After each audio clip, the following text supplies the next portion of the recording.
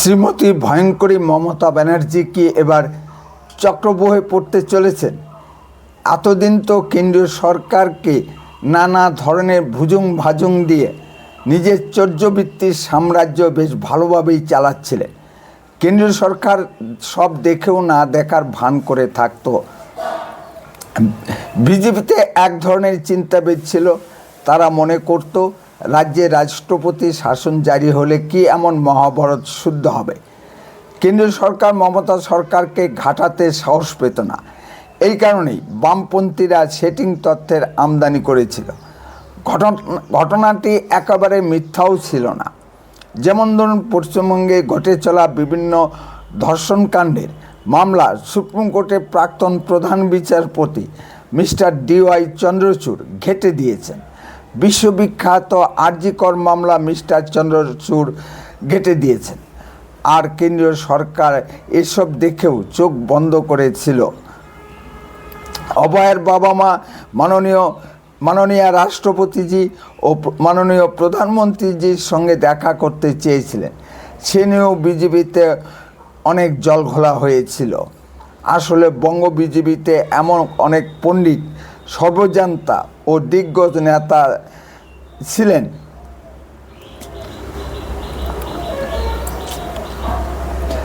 যাদের মানুষের পাতে দেওয়ার মতো যোগ্য নয়। আমরা দেখলাম মাননীয় রাষ্ট্রপতিজিকে অপমানের জন্য কেন্দ্রীয় স্বরাষ্ট্র মন্ত্রক রাজ্যের চিফ সেক্রেটারি মিসেস নন্দিনী চক্রবর্তীকে একটি চিঠি বা শোকজ করে দায় সেরেছে।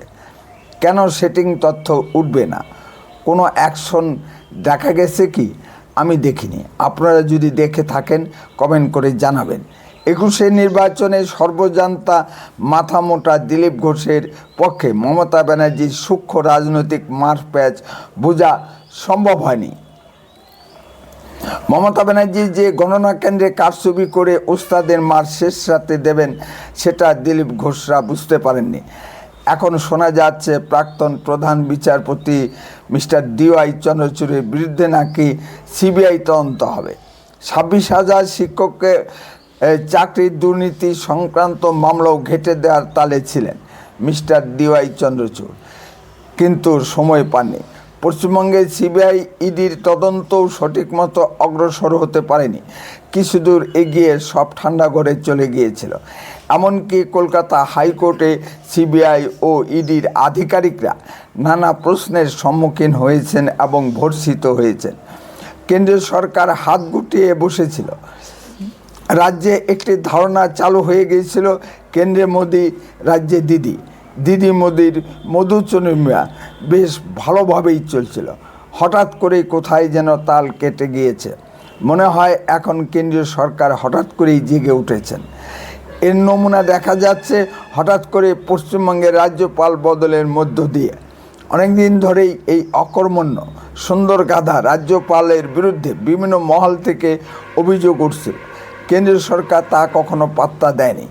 রাজ্যপালের বড় বড় ভাওতা দিল্লির প্রভুরা বুঝতে চাননি। 23 পঞ্চায়েত নির্বাচনে সন্ত্রাস হলো এবং ভোট লুট হলো। 21 নির্বাচনে 56 জন বিজেপি কর্মী খুন হলো। মাননীয় রাজ্যপাল রাজভবনে বিশ্রম খুলে বসলেন, কিন্তু একটা অভিযোগেরও প্রতিকার করলেন না। বিশ্রম খোলা পর্যন্তই খোঁজ খবর না নিয়ে দিল্লির প্রভুরা ভাবলেন রাজ্যপাল ডক্টর CB আনন্দ বোস অনেক মহৎ কাজ করে চলেছেন। এদিকে তলে তলে রাজ্যপালের সঙ্গে মুখ্যমন্ত্রীর একটা সমঝোতা হয়ে গিয়েছিল, তার খোঁজ খবর রাখলেন না। মমতা ব্যানার্জি রাজ্যপালকে মহিলা গঠিত কেস দিয়ে কার্যত ব্ল্যাকমেল করেছেন। এ খবর কি কেন্দ্রীয় সরকারের কাছে ছিল না? নমস্কার, আপনারা শুনছেন উত্তরে কণ্ঠ থেকে আমি প্রভাত বসাক, তুফানগঞ্জ, কোচবিহার। শুধু দর্শক মণ্ডলী, আপনারা যেখান থেকে আমার ভিডিওটি দেখছেন তাদের সকলের প্রতি প্রীতি ও শুভেচ্ছা রইল। আশা করি ভালো আছেন। চ্যানেলটিকে লাইক, শেয়ার, কমেন্ট ও সাবস্ক্রাইব করে সকলের মধ্যে দ্রুত ছড়িয়ে দিন। রাজ্যপাল ডক্টর CB আনন্দ বোসের বিরুদ্ধে 2টি মহিলা গঠিত কেস হয়েছিল। আসুন মাননীয়া মমতা ব্যানার্জি এই রাজ্যপাল সম্পর্কে কি বলেছিলেন তা একটু শুনে আসি। বাবারে, আমাকে এখন রাজভবনে ডাকলে আমি আর যাব না। রাজভবনে আমি আর যাচ্ছি না ভাই, আমাকে রাস্তায় ডাকলে যাব। রাজ্যপালের কথা বলতে হলে আমাকে রাস্তায় ডাকবে, আমি রাস্তায় গিয়ে দেখা করে আসব। কিন্তু যা কীর্তি কেলেঙ্কারি শুনছি, আপনার পাশে বসাটাও পাপ।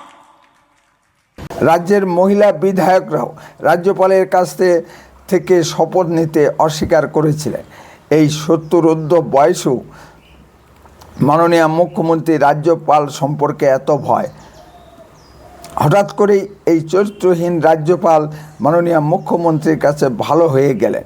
তৃণমূল কংগ্রেস মাননীয় রাজ্যপালের চরিত্র মেরামত করে দিয়েছেন কিনা তা অবশ্য জানা যায়নি। রাজ্যপাল বিদায় মাননীয় মমতা ব্যানার্জি স্তম্ভিত হয়ে গেছেন। বিদায়ী রাজ্যপাল ডক্টর সিবি আনন্দ বোস এখন কলকাতায় এসে একটি হোটেলে উঠেছেন। সেখানে মমতা ব্যানার্জি চুপি চুপি দেখা করতে গেছেন। এখন মমতা ব্যানার্জি কি বলছে তা একটু শুনে আসি।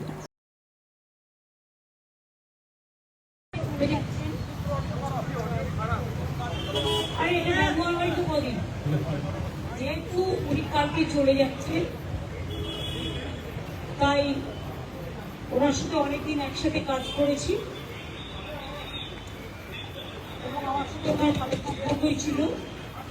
ওনার পরিবারকেও আমি চিনি, তাই বাংলার শিষ্টাচার হিসেবে আমি তার সুস্বাস্থ্য কামনা করে এবং তার প্রতি যে অবিচার হয়েছে, অন্যায় 5 ইয়ার্স টার্ম থাকা সত্ত্বেও 1.5 বছর আগে ইলেকশনের আগে ভাবে সরিয়ে দেওয়া হয়েছে। আমি এটা এখনো মনে করি রাজনৈতিক উদ্দেশ্য প্রণোদিত। আমার মনের কথাটা আমি ওনাকে বলে এসেছি এবং আমি ওনাকে আবার অনুরোধ করেছি যে আপনি বাংলায় এতদিন ছিলেন, বাংলাকে ভালো বোঝেন, আপনি বাংলায় আবার আসুন। এইটুকু।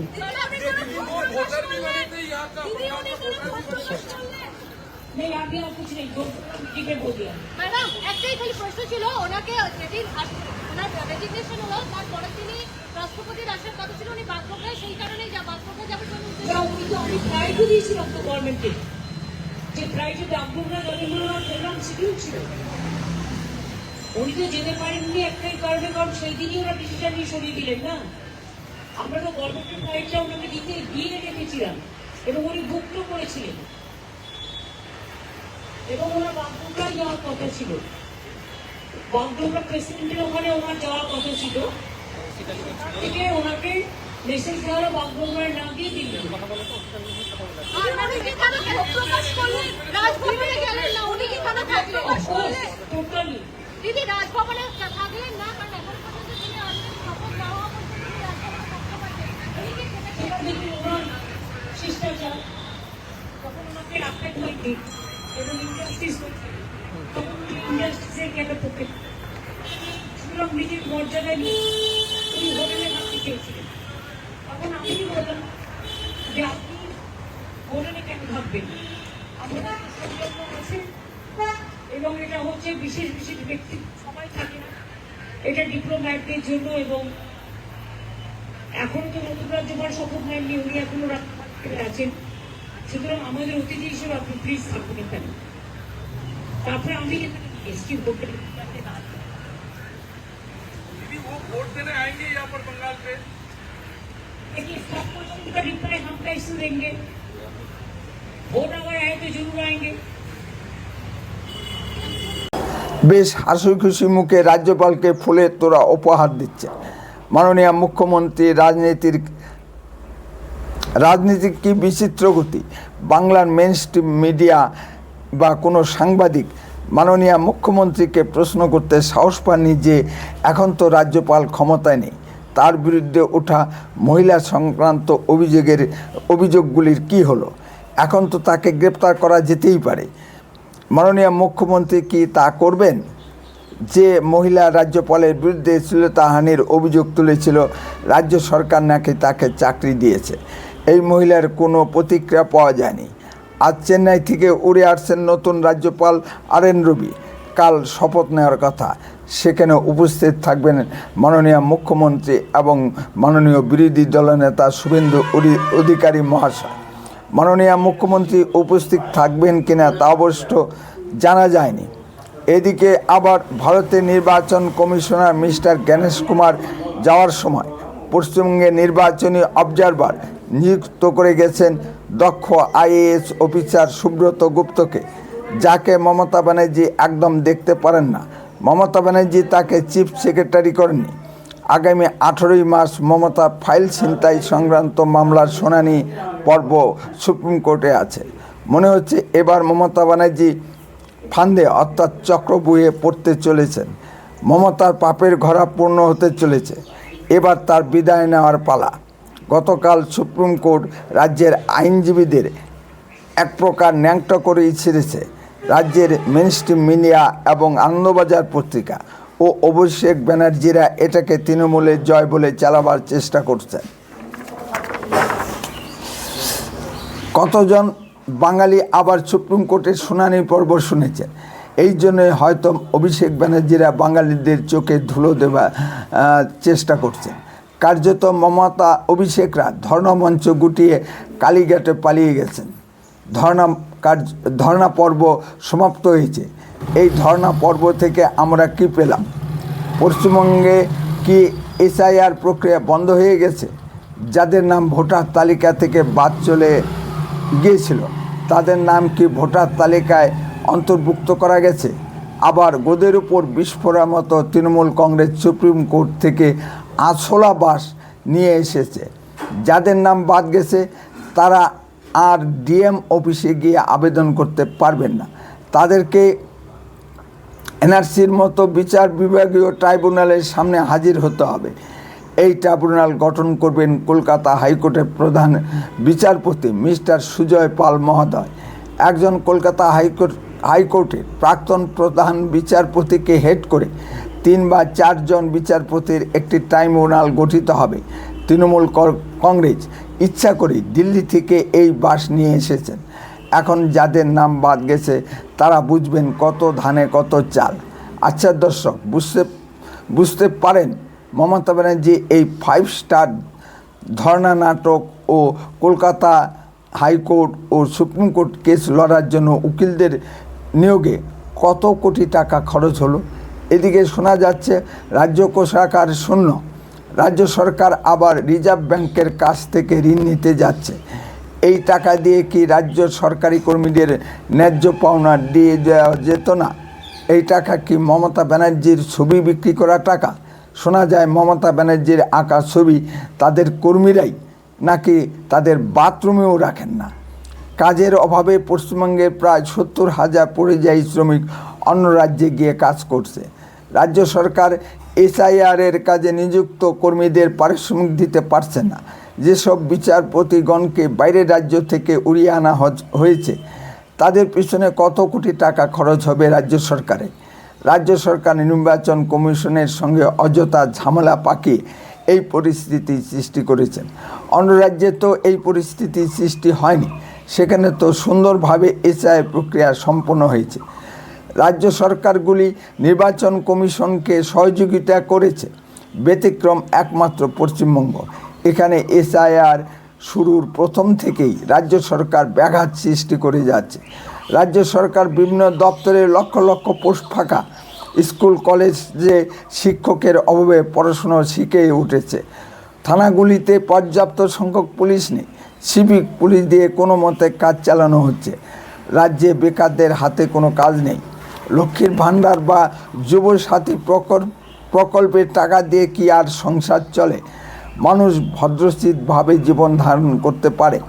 রাজ্য সরকার মেলা মহোৎসব ভাতা ভিক্ষা দান খয়রাতি করে চলেছেন। মমতা ব্যানার্জির কথায় পশ্চিমবঙ্গে নাকি 100 প্রকার বিভিন্ন ধরনের দান খয়রাতি ভাতা ভিক্ষা চালু আছে। ভিক্ষা করে কোনো জাতি কখনো উন্নতি লাভ করতে পারে না, তাতে কর্মসংস্কৃতি নষ্ট হয়। শ্রীমতী মমতা ব্যানার্জি ভয়ঙ্করী রূপে বাঙালি কৃষ্টি সংস্কৃতিকে ধ্বংস করে চলেছেন। পশ্চিমবঙ্গে মেধার ভিত্তিতে চাকরি হয় না, সব চাকরি অর্থের বিনিময়ে বিক্রি হয়। তার ফলও হাতে নাতে দেখা যাচ্ছে। স্কুল কলেজ ও বিশ্ববিদ্যালয়গুলিতে দিন দিন ছাত্র সংখ্যা কমে যাচ্ছে। ছাত্ররা শিক্ষায় আগ্রহ হারিয়ে ফেলছে এবং কাজের সন্ধানে ভিন্ন রাজ্যে পাড়ি দিচ্ছে। তাতে মমতা ব্যানার্জির পরিবারের কি হবে?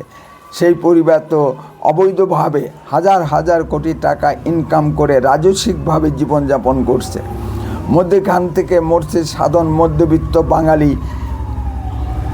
প্রয়োজনে এই পরিবার বিদেশে পালিয়ে যাবে। অভিষেক ব্যানার্জিরা সে পথ খোলা রেখেছে। বর্তমান এসআইআরে যাদের নাম উঠবে না, ভবিষ্যতে তাদের প্রজন্মকে আরও একটি সমস্যার সম্মুখীন হতে হবে। পরে হয়তো নাম তোলা গেল। 2002-এর লিঙ্ক ব্যবহার করে 2026-এ অতি সহজে নাম তোলা গিয়েছিল, কোনো প্রমাণপত্র লাগেনি। আবার 2026-এর লিঙ্ক ব্যবহার করে পরবর্তী যখন এসআইআর হবে তখন নাম তোলা যাবে। যাদের 2026-এ এসআইআরে নাম থাকলো না তাদের কিন্তু পরবর্তী যখন এসআইআর হবে তখন নাম তোলার ক্ষেত্রে ভবিষ্যতে অসুবিধার সম্মুখীন হতে হবে। আবার সব কিছু ডকুমেন্ট দিয়ে বা প্রমাণপত্র দিয়ে পরবর্তী এসআইআরে নাম তুলতে হবে। বুঝতে পারছেন আমি কি বলতে চাইছি? নির্বাচন কমিশনের সঙ্গে অযথা ঝামেলা পাকিয়ে মমতা ব্যানার্জিরা পশ্চিমবঙ্গের জন্য এই সর্বনাশ করে রাখলেন। এই সরকারকে এখনই বঙ্গোপসাগরে নিক্ষেপ করা কি দরকার নয়? আপনারা কি বলেন? বাঙালিদের কৃষ্টি সংস্কৃতি ধ্বংস করার জন্য মমতা সরকারকে এখনই বিদায় নেওয়ার জন্য আপনি অন্তত প্রতিদিন 10 জন করে বাঙালিকে উদ্বুদ্ধ করুন যাতে তারা মমতার সরকারের বিরুদ্ধে ভোট দেয়। আমি উপরে যে কথাগুলো বললাম তাকে সব মিথ্যা কথা। যদি মিথ্যা কথা না হয় এই সরকারকে তাড়াতে আপনিও একটি বিশেষ ভূমিকা রাখুন। যদি আপনাদের কিছু বলার থাকে কমেন্টে বলুন, আর লক্ষ্য রাখুন উত্তরের কণ্ঠের পর্দায়। দয়া করে চ্যানেলটিকে সাবস্ক্রাইব করুন। বন্দে মাতরম, ভারত মাতা কি জয়।